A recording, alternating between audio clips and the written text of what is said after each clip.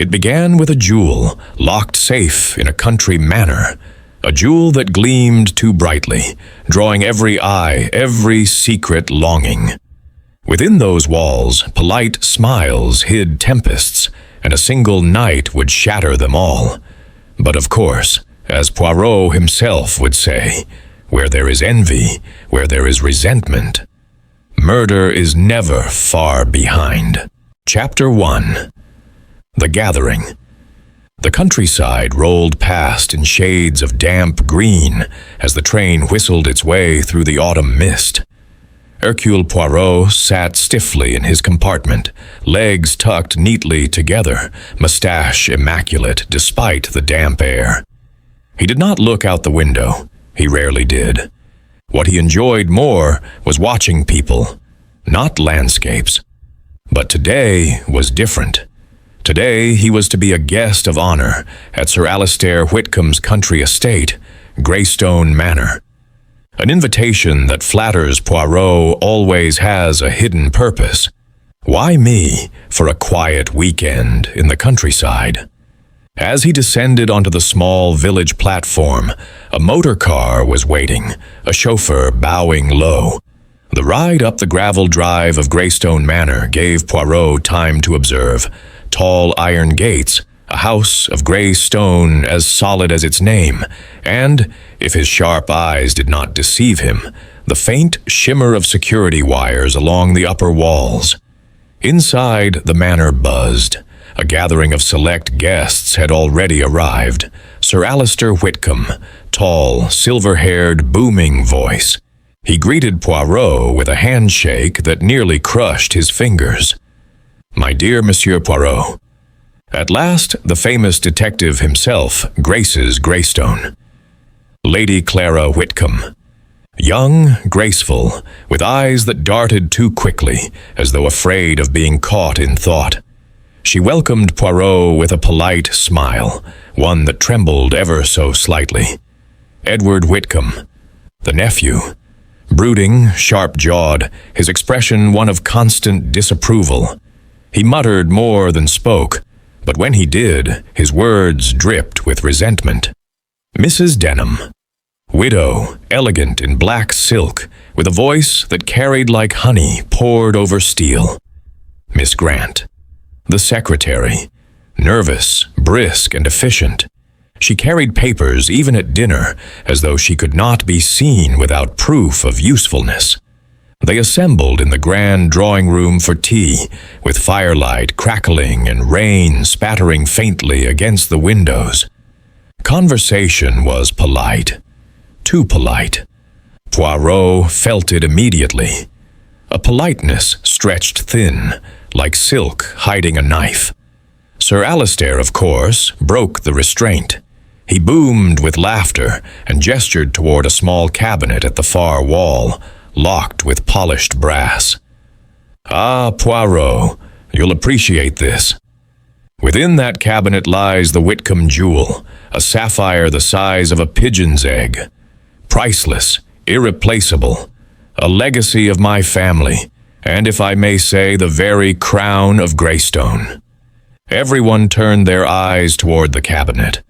Clara's gaze lingered a moment too long. Edward's lip curled faintly. Mrs. Denham raised her brows with an air of polite disbelief, and Miss Grant scribbled something in a notebook as though she had merely noted the weather.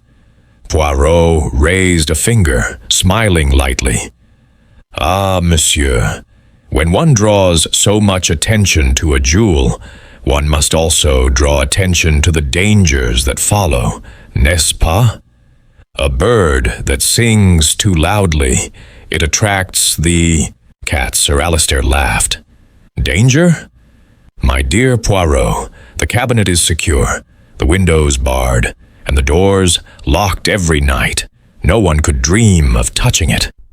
"Non," Poirot murmured softly, eyes twinkling. "But they may still dream." The fire crackled louder at that moment, throwing shadows that seemed to deepen around the faces in the room.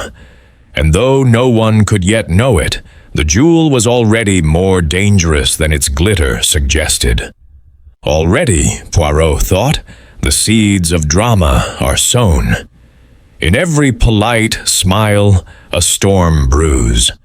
Mon Dieu, this weekend will not be quiet. Chapter 2. The uneasy evening dinner at Greystone Manor was a spectacle designed to impress. The long oak table glittered with silverware, candelabras flickered with soft golden light, and the scent of roasted pheasant mingled with the faint sharpness of wine. Poirot, seated near Sir Alistair, took in every detail, not of the food, but of the people. Always the people. It is not the pheasant that kills, it is the hunter. Sir Alistair carved his pheasant with the confidence of a man who believed he carved destiny itself. Beside him, Lady Clara sat in pale silk, smiling with all the fragility of porcelain. Her hands trembled slightly as she raised her wine-glass. Poirot leaned toward her gently. "You are cold, madame? Or perhaps simply preoccupied?" Clara startled, then forced a laugh. "Oh, it is nothing, Monsieur Poirot. I am simply unused to so many guests. Mais oui," Poirot said smoothly, though his mustache twitched with doubt. Across the table, Edward Whitcomb spoke at last. His voice was low, clipped. "Uncle, do you really think it wise to boast of the jewel to every passing guest?" Sir Alistair's booming laugh filled the hall. "Paranoid as ever, Edward. What is a treasure for if not to be admired?" Mrs. Denham, her pearls gleaming at her throat, smiled thinly. "Some treasures invite more admiration than is healthy." The words hung in the air like perfume, sweet, but faintly poisonous. Miss Grant, perched at the far end of the table, cleared her throat nervously. "Sir, the accounts you asked for. Shall I bring them after dinner?" Alistair waved his hand impatiently. "Business, business. Always work with you, Miss Grant. No, tonight we dine as friends." Poirot caught the flicker in her eyes, resentment swiftly disguised. The meal continued, but the atmosphere shifted. Every comment seemed to have another meaning, every smile a hidden barb. Clara laughed too brightly at Mrs. Denham's remarks. Edward stabbed at his meat as though it were an enemy. Sir Alistair drank heavily, and his laughter grew louder with each glass. At last, Sir Alistair raised his goblet. "To the Whitcomb jewel. May it outlast us all." "Outlast?" Mrs. Denham tilted her head, her tone smooth as silk. "What a curious wish." A hush fell. Even the fire seemed to crackle more softly. Poirot sipped his wine delicately, observing, "They are like pieces on a chessboard, each one moving closer to the king. But who intends checkmate?" When dinner ended, the guests drifted to the drawing room for coffee. Poirot lingered by the fire, polishing his mustache, listening. Clara whispered hurriedly to Mrs. Denham, who only raised a brow and smiled. Edward prowled near the locked cabinet, staring at it as though it mocked him. Miss Grant disappeared with a tray, her steps quick and uneven. Sir Alistair, flushed with drink, clapped Poirot on the shoulder. "Safe as houses, eh, Poirot? Nothing could disturb the peace of Greystone." Poirot's eyes lingered on the jewel cabinet. The flames reflected faintly in the polished brass lock. He smiled, but softly, almost to himself. "Peace, monsieur? Mais non. Tonight, the peace, how do you say? It trembles." The storm outside rattled against the window panes. The evening at Greystone had only just begun, and already Poirot felt the weight of secrets pressing in like the coming thunder. Chapter 3. A Shadow in the Night. The manor slept uneasily that night. Outside, the wind howled like a restless animal, and rain lashed against the windows with sharp insistence. The old stones of Greystone seemed to groan under the storm, their silence interrupted only by the occasional crack of thunder. Poirot lay in his guest chamber, propped neatly upon 2 pillows, mustache still perfect even at rest. He had never been a man to toss and turn, yet tonight the air was restless. Storms are the friends of crime. They cover sounds, they unsettle nerves, they strike at the precise moment when men's hearts are weakest. A noise broke through the storm, not thunder, not wind, a muffled thud. Poirot's eyes opened at once. He rose, slippered feet making no sound on the rug. Another sound followed. A faint creak, the groan of a door hinged somewhere down the hall. Poirot slipped into his dressing gown, fastening it with precise care, and stepped out into the corridor. The lamps had been dimmed. The hall stretched long and shadowy. He listened. There, footsteps, soft, hurried. He moved silently, following the faint sound toward the study, where the jewel cabinet rested. The storm gave him cover. Each rumble of thunder drowned his own careful steps. Near the door of the study, he paused.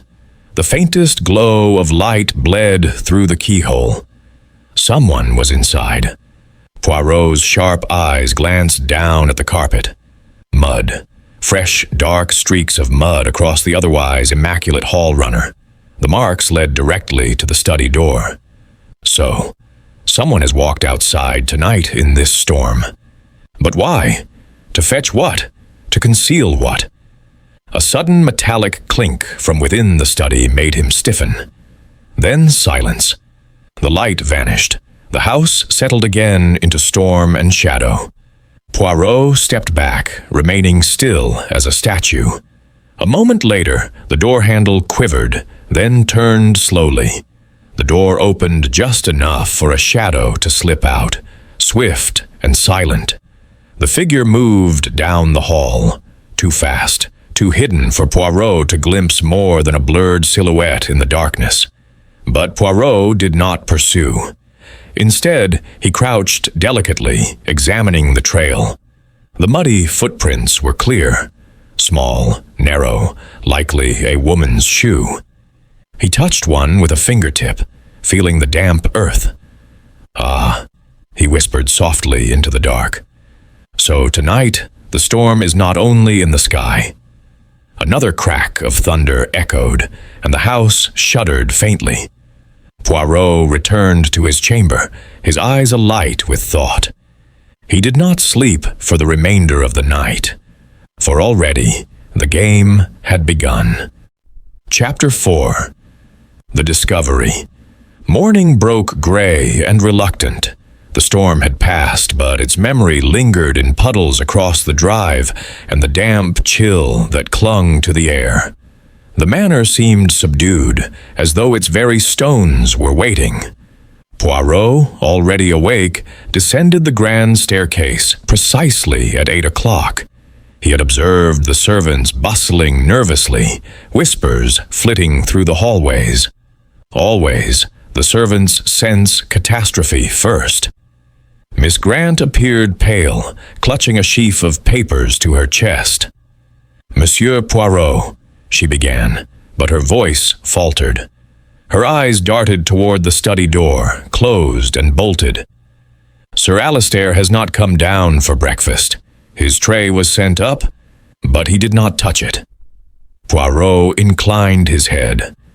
"Then, mademoiselle, perhaps we should inquire after him." At that moment, Edward appeared, striding down the hall, face hard with irritation. "What is this fuss? My uncle is a late riser, that is all." But Mrs. Denham, sweeping in with her black silk rustling, said coolly, "Not Sir Alistair. He is a creature of habit, and I, for one, heard nothing from his room last night, though I heard plenty elsewhere."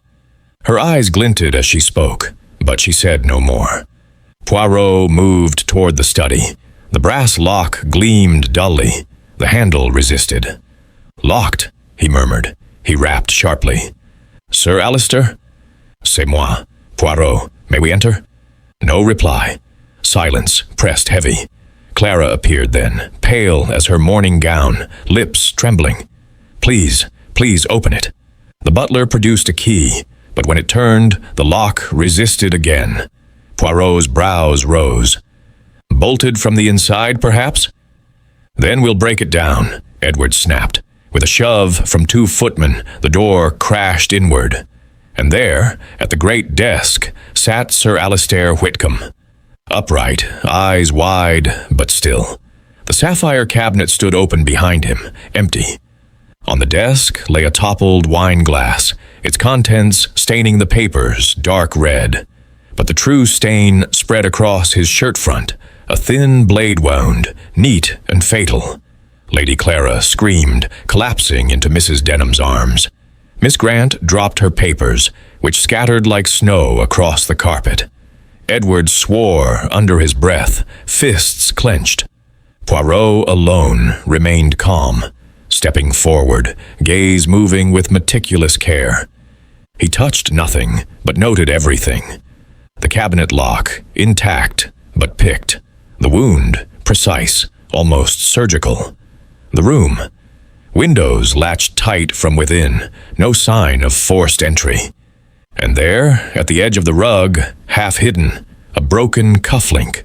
Gold, engraved with Edward's initials. Poirot crouched, mustache twitching. Ah, a calling card, perhaps? Or perhaps something placed with too much eagerness. He turned slowly, surveying the stricken guests. "My friends, I regret to inform you, murder has paid a visit to Greystone." A gasp rippled through the room.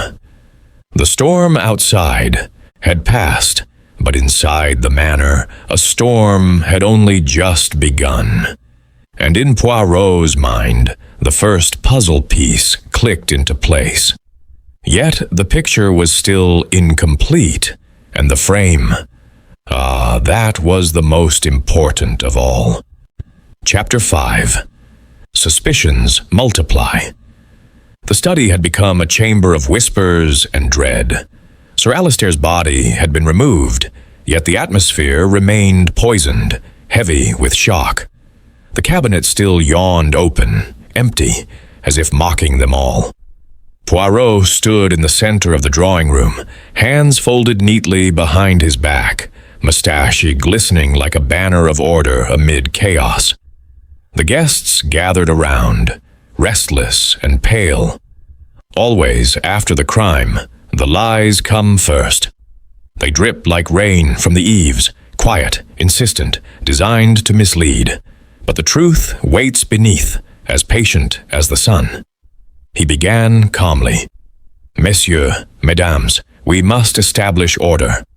Sir Alistair is dead and his jewel is gone. But murder, it does not fall from the sky like the thunder. Someone in this house holds the truth.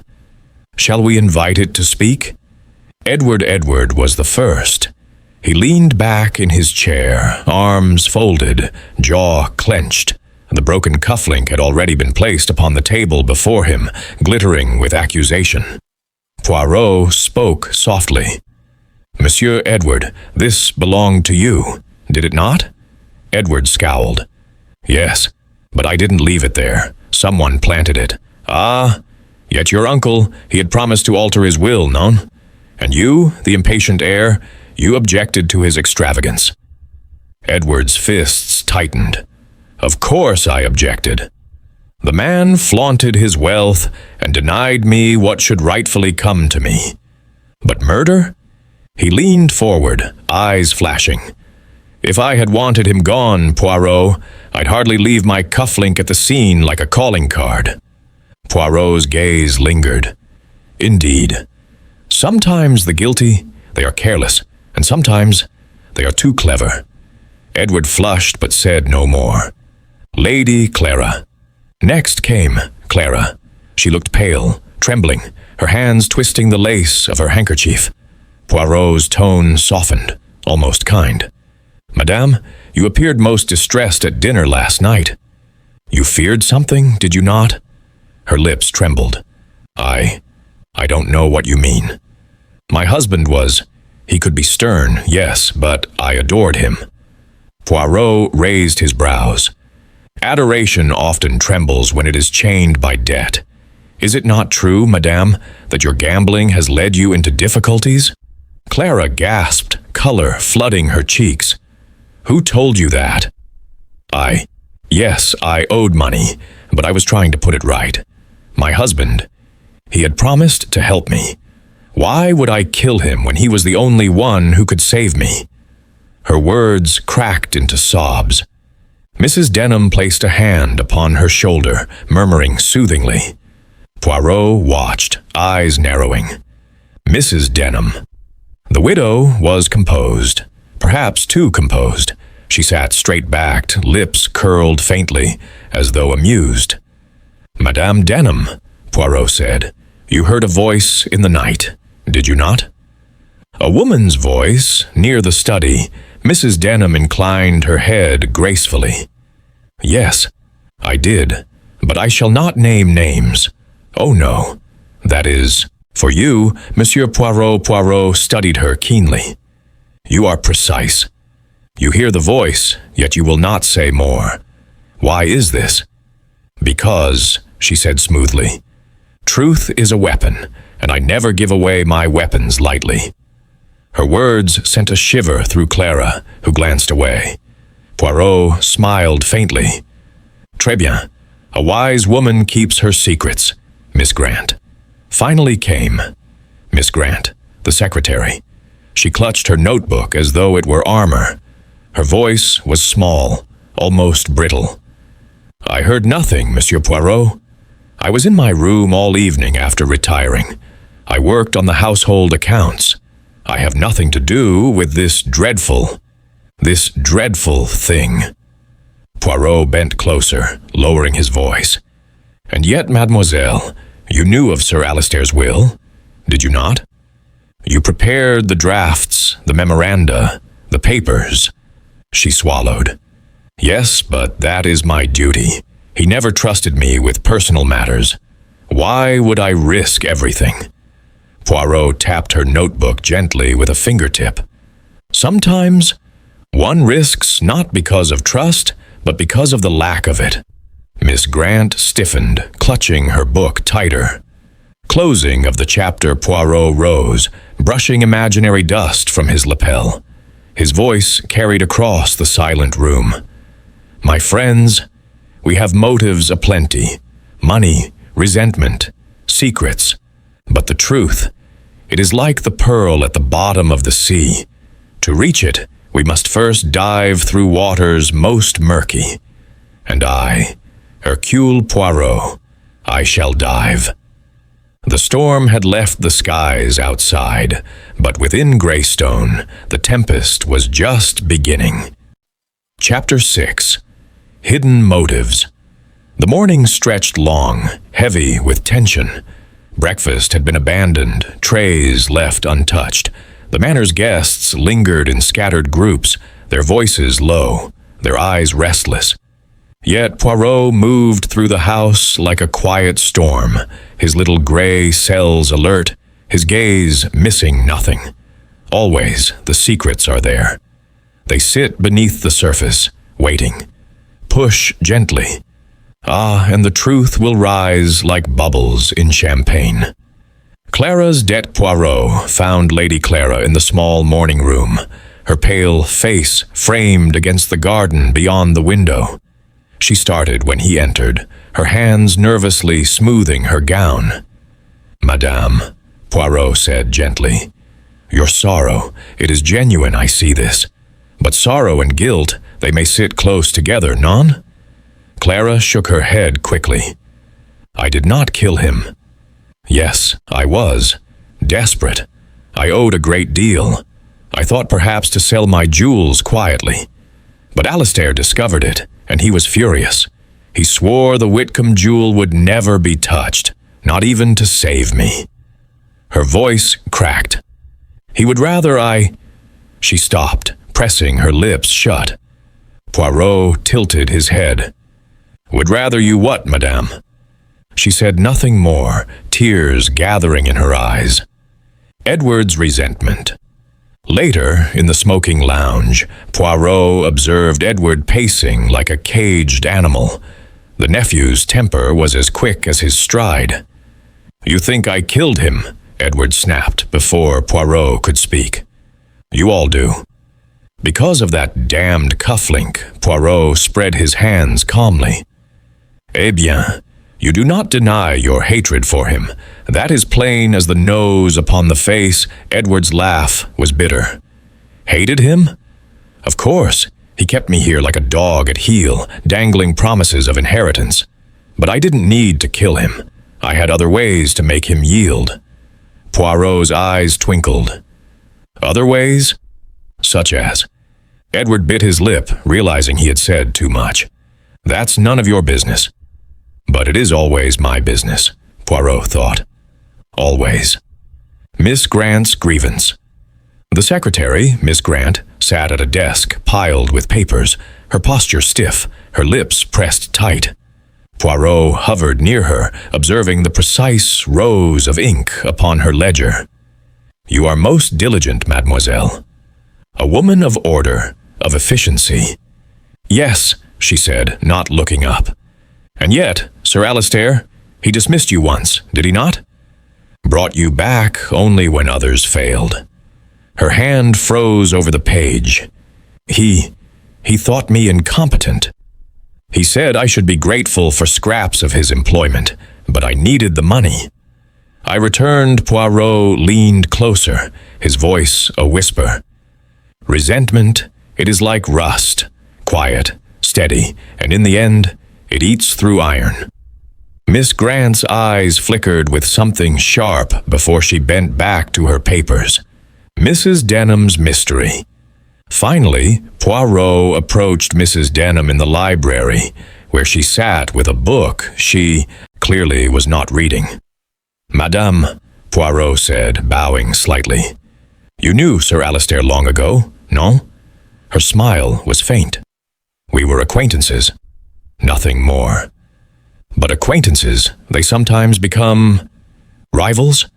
Her dark eyes met his squarely. "Sir Alistair was cruel to women, Monsieur Poirot. He crushed what he could not control. I would not weep for his death." Poirot raised his brows. "Such frankness. But tell me, madame, if you did not kill him, then why do you guard your tongue about what you heard last night?" Her lips curved, but she offered no answer. Only silence, and a smile that promised she knew more than she admitted. Poirot reflects. Later, in the solitude of his chamber, Poirot polished his mustache slowly, thinking. "4 souls," he murmured, "each with a reason to hate. The lady in debt, the heir in despair, the secretary in bitterness, the widow in contempt. Motives, they sprout like weeds in a neglected garden. But which weed hides the serpent? Mon Dieu, we shall see." He glanced at the window. Beyond, the skies had cleared, the garden glittering with raindrops. Yet inside Greystone, shadows grew longer. The murder of Sir Alistair was not born of chance. It was born of motive, clear, sharp, and buried in lies. And Poirot intended to dig. Chapter 7. A puzzle of time. The household clock struck 10. By then, the guests had gathered once more in the drawing room, summoned not by courtesy, but by Poirot's insistence. The detective, small and neat, stood at the hearth like a judge behind the bench. "My friends," he began, voice calm, "the truth, it is always precise. Time, it does not lie. Yet the stories you tell me, they are as crooked as the path of the storm." A hush fell. Even Edward, usually restless, sat still. Poirot's eyes traveled from face to face. Clara's shoes. He began with Clara.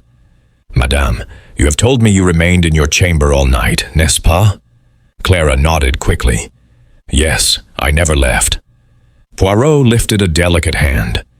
"And yet, this morning your slippers were clean, but your walking shoes, they were damp, muddied. A lady does not walk in the garden during a tempest for her health. No, she walks for a purpose." Clara's eyes widened. I went out for air, just for a moment. I was restless." "That is all restless," Poirot echoed softly. "Restless enough to brave the thunder?" Tiens. Curious Mrs. Denham's contradiction. Poirot's gaze shifted. "And you, Madame Denham? You said last night you retired early, yet you also told me you heard a voice near the study. Which is it? Were you asleep or wandering?" Mrs. Denham tilted her chin, unruffled. "I did retire early, but I am a light sleeper. The storm woke me, and I rose briefly. I heard a woman's voice. That is no contradiction." Poirot's mustache twitched. "Perhaps not. But I wonder, if you were so observant, why did you not hear also the sound of the cabinet's lock being tampered with? That noise, it is not gentle." Her smile thinned. "Perhaps the storm drowned it out." "Perhaps," Poirot murmured, though his eyes gleamed with disbelief. Edward's alibi. Now he turned to Edward. "Monsieur Edward, you claim to have retired at midnight, and that you slept until dawn." "Yes," Edward said firmly. "And yet, your uncle's valet tells me he heard footsteps in the corridor shortly after 1 o'clock. Heavy footsteps. A man's, not a woman's. Do you deny this?" Edward flushed. I did walk, yes, I couldn't sleep, but I never entered the study. I only wandered, Poirot repeated. Always these wanderings. The manor, it seems to have been most busy while it claimed to be at rest." Miss Grant's diary. Poirot turned last to Miss Grant. She clutched her notebook tightly, as though it were a lifeline. "Mademoiselle, you keep precise records, do you not? Each night your diary notes the accounts, the letters, the times." "Yes," she whispered. "And yet, when I examined last night's entry, 1 page was missing." "Torn out. Why?" Miss Grant paled. I spilled ink. The page was ruined. I removed it." "Ah," Poirot said softly. "And yet the tear, it was clean, deliberate. Not the blot of clumsiness. No, it was the hand that conceals her fingers tightened on the notebook, but she said nothing. The uneasy silence." Poirot let the silence stretch, letting the weight of his words settle. "So we have, mes amis, a wife who walked in the storm, a widow whose tale shifts with the shadows, a nephew who prowls at midnight, and a secretary who tears out the very record of the night. Mon Dieu, so many stories, but only one truth." He tapped his finger against the mantelpiece. "And I shall find it. For lies, they are like the weeds I spoke of. They grow quickly, but the gardener, he sees them at once." No one spoke. The fire crackled, the clock ticked. Outside, the skies were pale and clear, yet inside Greystone, the storm was gathering once more. Chapter 8. Poirot Sets the Trap. The drawing-room was unusually bright that afternoon, the storm's shadow replaced by watery sunlight that spilled across the polished floor. Yet no warmth touched the faces of those gathered. The atmosphere was brittle, as though one wrong word might shatter it entirely. Poirot, small and immaculate, stood at the window, mustache gleaming, eyes twinkling faintly. He turned, hands folded neatly. "My friends," he began, "the time has come to tidy the puzzle. Already I have the pieces. What remains, is to see which of you fits them together by your reaction." He let the words hang. A faint stir ran through the group. Clara twisting her handkerchief, Edward frowning, Mrs. Denham raising her brows in amusement, Miss Grant clutching her notebook tightly. Always it is not the words, but the silence that betrays. The pretend revelation. Poirot spoke in a low, deliberate tone. "I shall tell you what I know." The thief, he entered the study after midnight. He picked the lock of the cabinet and removed the jewel. Sir Alistair confronted him. But too late. The murderer struck swiftly with a blade, and then, clever, he or she locked the room from within, escaping by another path. A murmur rippled. Clara gasped softly. Edward stiffened. Mrs. Denham leaned forward, eyes glittering. Poirot's gaze swept them. "So, you see, it could only have been one among you. And I know who watching reactions." He paused dramatically, polishing his mustache with a finger. Clara's eyes darted wildly, her lips trembling. Edward's fists tightened on the armrests of his chair. Mrs. Denham smiled, as though watching an entertaining play.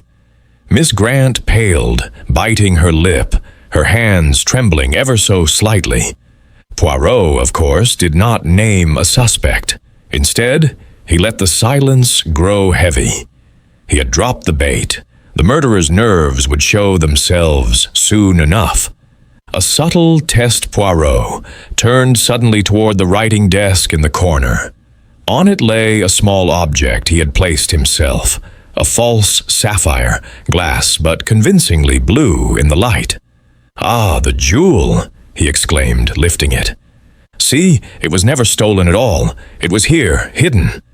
Gasps rang out. Clara half rose to her feet. Edward swore under his breath. Mrs. Denham only chuckled softly. But Miss Grant, her sharp intake of breath, the way her hand flew to her throat, the widening of her eyes, that was different. Poirot set the false gem back down, calm once more. Or perhaps it is but a trick. Who can say? The truth, it reveals itself not by what we see, but by how we react to what we think we see. The trap springs shut. He dismissed them then, smiling politely. "Go, mes amis. Rest, reflect. Tonight we shall speak again, and by then—" He tapped his forehead lightly. "The little gray cells will have chosen." As the guests departed, Poirot remained by the window, watching them scatter like nervous birds. He noted each gesture, each hurried whisper. But it was Miss Grant who lingered longest, her eyes darting toward the desk, toward the false sapphire glinting in the sunlight. Poirot's mustache quivered with satisfaction. Yes, yes. Already she shows her hand, but patience, always patience. The gardener does not yank the weed at once. He waits until the root shows clear. Outside, the sun dipped behind the clouds, shadows lengthening once more across the lawns. The trap had been set. Now all that remained was for the prey to step fully into it. Chapter 9. The curtain rises. Evening fell once more upon Greystone Manor. The lamps were lit, the fire crackled, but the drawing-room was a stage, and Hercule Poirot, its master of ceremonies. He had summoned them all. Lady Clara, pale and anxious, Edward, stiff with barely contained fury, Mrs. Denham, calm and sardonic, and Miss Grant, her hands clasped so tightly around her notebook that her knuckles shone white. Poirot stood at the mantel, mustache gleaming like a sword in the firelight. He bowed slightly, his eyes twinkling, though his voice was solemn. "My friends," he began, "we have lived together through a storm, inside and out. Now the storm reaches its end. Tonight we shall find the truth a hush." Clara's handkerchief trembled in her lap. Edward shifted heavily in his chair. Mrs. Denham leaned back, amused. Miss Grant stared at the carpet, lips pressed thin. The accusations begin. Poirot raised a finger. "Let us begin with Edward. You, monsieur, were the heir. You despised your uncle. The cufflink, it pointed to you, but too neatly. It was placed there to lead suspicion. And you, mon ami, you are hot-tempered, but not so foolish." Edward's mouth twisted. "So, you admit I didn't do it?" Poirot inclined his head. "I admit you were meant to be seen as guilty." "There is a difference." He turned next to Clara. "Madame, your debts, they weigh heavy. You walked in the storm, your shoes betrayed you, but your weakness, it is not in murder. You hoped to save yourself, but not with blood upon your hands." Clara burst into tears, murmuring, "I couldn't. I swear I couldn't." Poirot moved on. His eyes gleamed as they settled on Mrs. Denham. "And you, madame, the widow with the sharp tongue. You despised Sir Alistair, yes. You delight in secrets. You even hinted at knowing more than you said. But your secrets, they are for mischief, not for murder. No, your part is of the audience, not the actor." Mrs. Denham gave a low chuckle, inclining her head. "Touché, Monsieur Poirot." Miss Grant trembles. Now, Poirot turned at last to the secretary. His voice softened, but sharpened too, like a blade hidden in velvet. "And then, there is you, Mademoiselle Grant. You, who are always so precise. You, who tore out a page from your diary. You, who looked upon the false jewel as though your very heart had leapt. You, who have lived in the shadow of Sir Alistair's contempt, swallowing insult after insult. For you, resentment was not a spark. It was a slow fire, burning, burning." Miss Grant gasped, shaking her head violently. "No, no, Poirot raised his hand. "Patience, mademoiselle. I do not yet say you killed him, but I say this. Of all in this house, you alone knew the precise locks, the precise papers, the precise opportunities. And if anyone could slip unseen into the study, it was you." Her lips parted, but no sound came. Only the rustle of her skirt betrayed her trembling. The silence before the storm. Poirot let the silence grow heavy, stretching like a drawn bowstring. The fire popped, a log collapsing inward. Outside, the night pressed close against the windows. Clara whispered through her tears. Then who was it, Monsieur Poirot?" Edward snapped. "Enough riddles. If you know, say it." Mrs. Denham's eyes gleamed with dark amusement. "Yes, Monsieur Poirot." Unmask your criminal. Poirot polished his mustache with deliberate care. His gaze swept them all one final time. "My friends," he said softly, "the time has come. Tomorrow morning I shall reveal the murderer. Tonight I wished only to clear away the smoke. For now, each of you has looked into your heart, and each of you knows the truth that I have already seen." He bowed slightly, ending the session. Gasps of protest, cries of frustration. But Poirot only smiled faintly, retreating toward the door. Yes, they are restless now. They twist, they turn, they doubt. And in their fear, the true one will show themselves at last. Patience, Poirot. One more move, and the game is finished. Chapter 10. The Shocking Truth. Morning dawned cold and sharp, the air brittle with expectation. The guests were summoned once more to the drawing room. None looked rested. Eyes were shadowed, nerves frayed. The jewel was gone, the host dead, and only Hercule Poirot stood serene, every hair and mustache bristled in perfect order. He took his place by the fire, as though stepping upon a stage. "My friends," he said softly, "the time has come. The murderer of Sir Alistair Whitcomb is among us, and now, voila, the curtain shall fall." Clearing the innocent, Poirot turned first to Edward. "You, monsieur, were meant to appear guilty. The cufflink, it was planted with care. Too obvious, too clumsy. Non, your hands are stained only with temper, not with blood." Edward exhaled harshly, but relief flickered in his eyes. Poirot then faced Clara. "Madame, your debts weighed upon you, yes. But you had hope still, hope that your husband would relent, and a woman who hopes does not kill. No, your lies were of shame, not murder." Clara wept, head bowed, but there was a release in her tears. Next came Mrs. Denham. Poirot's voice sharpened slightly.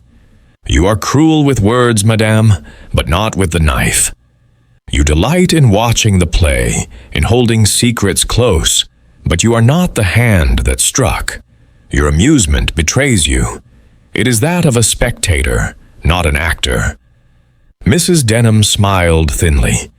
"I should be offended, Monsieur Poirot, if you were not so very correct." The focus narrows. Poirot's eyes rested last upon Miss Grant. She sat rigid, her notebook clasped like a shield. Her lips trembled, but she said nothing. "Mademoiselle," Poirot said softly, "you have labored long under Sir Alister's cruelty. He belittled you, dismissed you, made you return on his terms. Resentment. Ah, it grew. And when resentment meets opportunity, the seed of murder sprouts." Her breath quickened. No, I didn't." Poirot raised his hand, cutting her words. "You alone knew the cabinet's mechanism. You alone had reason to falsify the diary, to erase your movements. And when Sir Alister confronted you in the study, you struck. A neat wound, swift and efficient, not clumsy passion, no. Calculated, precise." Gasps filled the room. Clara pressed her handkerchief to her lips. Edward swore under his breath. The locked room mystery. Edward demanded, "But how?" The door was bolted from the inside, the windows latched. How could she have left? Poirot's eyes gleamed. "Mais oui, the heart of the puzzle. Sir Alister's study is old, once part of the original manor. Behind the bookcase lies a hidden panel, a passage used by smugglers in centuries past. Miss Grant discovered it long ago, in her duties cataloguing the estate. Through it, she entered and escaped, leaving the room locked and sealed. A trick most clever." All eyes turned to Miss Grant. Her face had drained of color, but her silence screamed guilt. The duplicate Jules Poirot stepped closer, voice dropping to a whisper. "And one more truth. You did not merely steal. You prepared. You had already had a duplicate made, a glass sapphire, identical at a glance. You planned to replace it, to deceive Sir Alister. But he caught you. And so, the theft became murder. He produced the false jewel from his pocket, letting it glint in the light. Your eyes betrayed you yesterday, mademoiselle. When you saw this, you believed it was your jewel, the counterfeit you had so carefully arranged. That instant, it revealed all. The confession. Miss Grant's notebook fell from her hands. Her voice broke, ragged. Yes, it's true. He mocked me. He said I was nothing, less than nothing. I wanted only to outwit him, to take what he prized most, to prove I was cleverer than he ever believed. But when he found me, she buried her face in her hands. I struck before I thought, and then it was too late. Silence crushed the room. Only the fire crackled, indifferent witness to her words. Poirot's final words. Poirot sighed softly, almost sadly. Justice, it comes always, mademoiselle. Not in the thunder, not in the storm, but in the quiet morning, when all masks are stripped away. You wish to prove yourself, and you have. But not as you dreamed. The police were summoned. Miss Grant was led away, her head bowed, her steps unsteady. Poirot turned back to the remaining guests. His mustache twitched, his eyes calm once more. And so, my friends, the matter is concluded. Sir Alister is dead, the jewel is gone, but the truth, the truth remains. And it is always, always the truth that must have the last word. He glanced toward the window, where the pale sun broke through the clouds. The storm had passed, but the shadow of Greystone would linger forever. This ends the story with a proper Christie-style twist. The secretary as the murderer, the hidden panel solving the locked room, and the final reveal of the counterfeit jewel plan.